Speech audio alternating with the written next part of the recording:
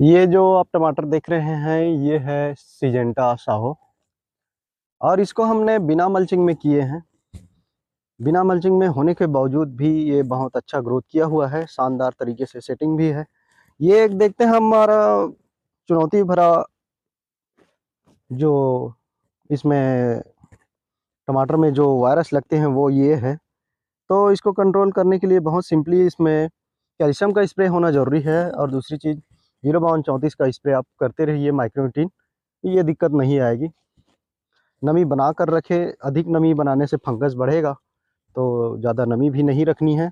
Stretch में थोड़ा थोड़ा होना चाहिए जिससे पेड़ की मोटाई बढ़ेगी और फल वल भी बढ़िया सेटिंग होगा। आप देख सकते हैं ये बहुत बेहतरीन ढंग से इसमें सेटिंग है और इतना कम समय में इतना ज़्यादा ग्रोथ किया हुआ है। दूसरा चीज़ इसमें जो टमाटर में वो लगी हुई है ब्लाइट ब्लाइट, वो ये नीचे से जो नमी अधिक होने के कारण और उमस के कारण ये हुआ है। इसके लिए आप कोसाइड कवच फिलो या फिर फोलियो गोल्ड का इस्तेमाल कर सकते हैं। अगर ज़्यादा धुंध बरसती है तो उस स्थिति में हमें निश्चित रूप से फंगीसाइड इसको हफ्ते में चाहिए। जब अत्यधिक ठंड बढ़ेगी और ओस गिरना बंद होगा या कम होगा तब इसमें ब्लाइट का समस्या नहीं आएगी। पाउडरी है, डाउनी है, ये सब रुक जाएगी। तब तक हमें इसको बहुत बारीकी से ध्यान देना होगा कि पत्ता नीचे पीला ना पड़े। उसके लिए न्यूट्रिशन भी बहुत ज़रूरी है समय समय पर, और साथ में फंगीसाइड भी। इस तरह से फिर सेटिंग हुआ है, बहुत बेहतरीन ढंग से ये ग्रोथ कर रहे हैं। और इस बार धान का रेट बहुत ज़्यादा बढ़ने के कारण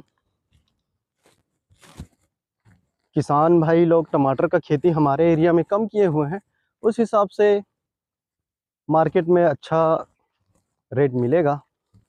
दूसरी चीज़, अभी हम मार्केट में इसको थोड़ा थोड़ा ये निकल रहा है अभी, तो भेजते हैं तो अभी लगभग 1000 से 1100 रुपये का रेट बिक रही है।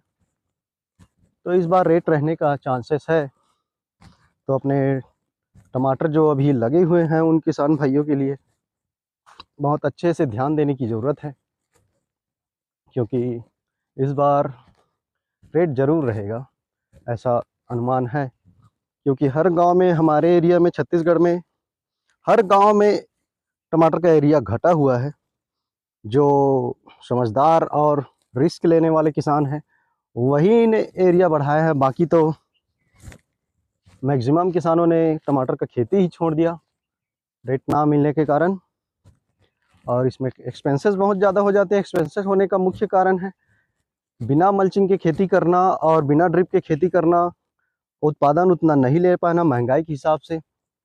जिस हिसाब से महंगाई बढ़ी हुई है उस हिसाब से लेबर अपना पेमेंट मांगते हैं, जिसको हम नहीं दे पाते हैं वो हमारी ही गलती है। क्योंकि समय के हिसाब से हमें इनकम लेना भी ज़रूरी है। समय के हिसाब से इनकम हम नहीं लेंगे तो अपने लेबर को क्या देंगे। तो वो अपना रोजी मांगते हैं और किसानों को लगता है महंगाई बढ़ गया और ये खेती में इनकम नहीं हो रही है, इसलिए वो टमाटरों का खेती छोड़ देते हैं। पर हिसाब से करेंगे तो यही आपको आगे लेकर जाएगा। और दुनिया जितना ज़्यादा हाईटेक होगा, हाईटेक खेती करेंगे, हाईटेक फार्मिंग होगा, तभी हमारा देश भी आगे जाएगा, किसान भी आगे जाएगा। सिंपल खेती तो हर कोई कर रहे हैं, करना है तो कुछ डिफरेंट ही करना पड़ेगा। जब इसमें हम बेसल देते हैं तो बेसल में डीएपी, पोटाश, माइक्रोन्यूट्रिएंट, ये सब जरूरी है। साथ ही साथ हमारा जो मेन खाद है गोबर, वो बहुत ही ज़रूरी वाली बात है। हमें गोबर का खाद निश्चित रूप से डालना ही डालना है, जिससे हमें बाकी खाद कम लगेंगे और इसका ग्रोथ और जो प्रोडक्शन है वो अच्छा रहेगा। अभी तो ये शुरुआत है, इतना कम समय में इतना ज़्यादा ग्रोथ किया हुआ है। सिंगल बल्ली में हमने इसलिए लगाए हैं क्योंकि हमारा ये जो प्लाट ये है वो है, ये 8 एकड़ का प्लाट है। पर सिंगल बल्ली के लिए इसमें उत्पादन थोड़ा सा बढ़ जाता है